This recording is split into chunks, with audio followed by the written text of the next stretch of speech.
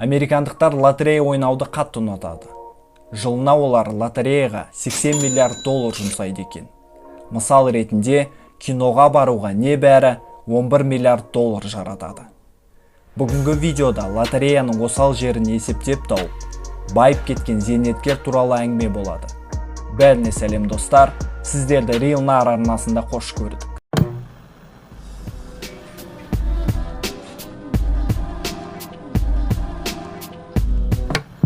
Джеральд бала кезінен математикаға қызыққан. Жұмбақтар шешуді қатты жақсы көрген. Бірақ оның талантын мектепте ешкім байқамаған.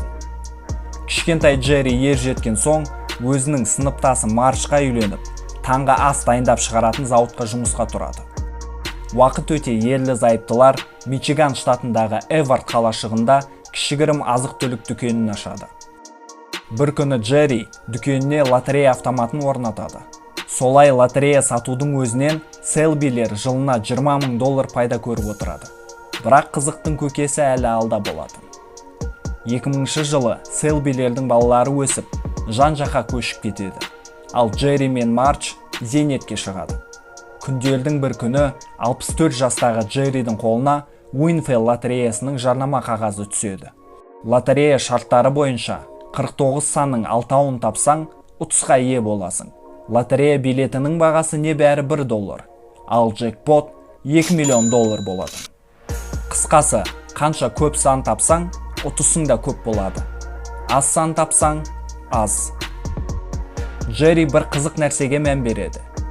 Джекпот 2 миллионнан асқан жағдайда ролдаун жарияланады. Яғни ешкім 6 санды таба алмаса, джекпотты аз сан тапқан адамдарға бөліп береді. Джерри ролдаунда ұтысыңды 10 есе көбейтуге болатынын есептеп шығарады. Мұндай нәрсеге лотерея ұйымдастырушылары мән бермегеніне Джерри таңғалады. Бірақ ел арасында сұранысты арттыру үшін жасалған қадам шығар деген ойға келеді. Зейнеткер Джерри болашақта бұл жолмен миллиондар табатынын әлі білмейді. Бастапқыда Джерри тек қағаз жүзінде бәрін есептеп көреді. Содан кейін практика жүзінде тексеруге кіріседі. Бірақ үлкен ұтысқа жету үшін көп билеттер толтыру қажет. Джерри 2200 долларға лотерея билеттерін сатып алады да 2150 доллар ұтады. Қорытынды минус 50 доллар. Бәрін қайтадан ойластырып, тексеріп, түйін шығарады. Бұдан да көп билеттер сатып алу керек.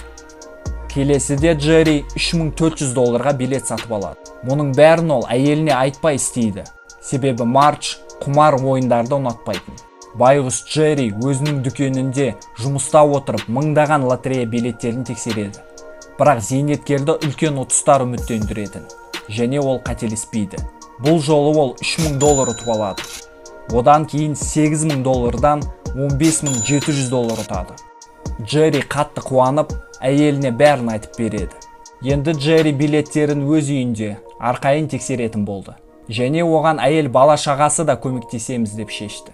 6 айдан кейін Джерри бүткіл жанұясымен 18000 долларға лотерея билеттерін сатып алады.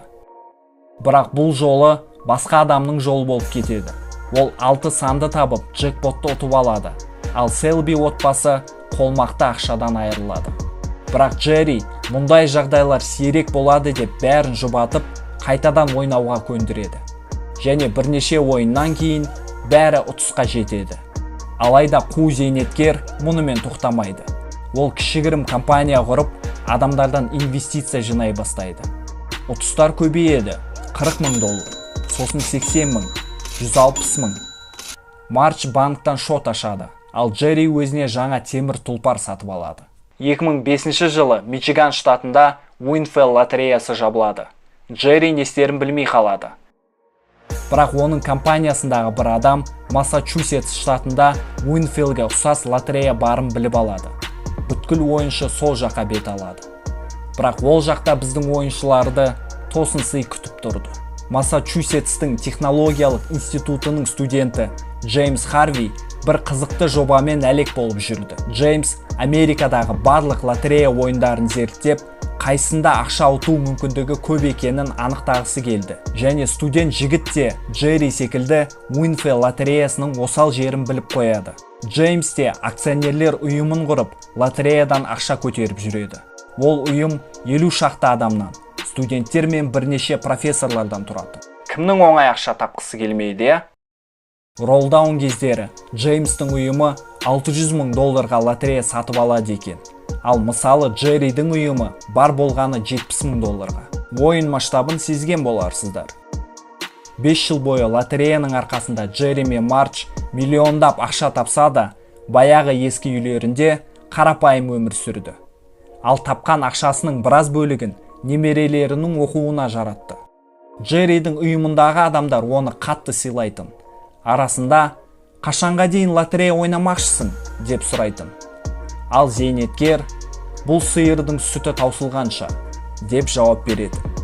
Бірақ студент жігіттің ұйымы да құр отырмайтын. Олар Джерриден алдын $1,400,000 лотерея билеттерін сатып алады. Соның арқасында ұтыстың көп бөлігін студенттер алады. Таза ұтыс $700,000 құрайды. Ал Джерридің командасы үлгермей қалады. Бірақ кез келген ертегінің аяғы болады демекші. Аяқталды осымен біздің қызық ертегі. 2011 жылы Бостон Глоб газетінің тілшісі Андре Эстас лотерея ойындарындағы біртүрлі жағдайларды байқап қояды. Соңғы жылдары лотерея ұтыстарын белгілі бір адамдар ғана алып жүр, яғни жеңімпаздар өзгермейді. Біреулер тілшіге лотерея ойындарын бақылаушы органдар тоқылдаған дейді. Қысқасы бәрінің көті ашылады дейміз ба? Джерридің ұйымы ылғи ұтатыны да, студенттің ұйымы жаппай ұтатыны да белгілі болады. Андре бәрінің артын ашып, аты шулы мақаласын жариялайды. Өз мақаласында тілші Джеймс пен Джерридің командасын барынша жамандайды. Олар қарапайым американдықтарды ұту мүмкіндігінен айырып жүрген алаяқтар. Ол мақаланың кесірінен тергеу жұмысы басталады. Тергеу аяқталған соң, зейнеткер Джерридің командасы кінәлі болып табылады. Бірақ кішігірім құқық бұзушылықта.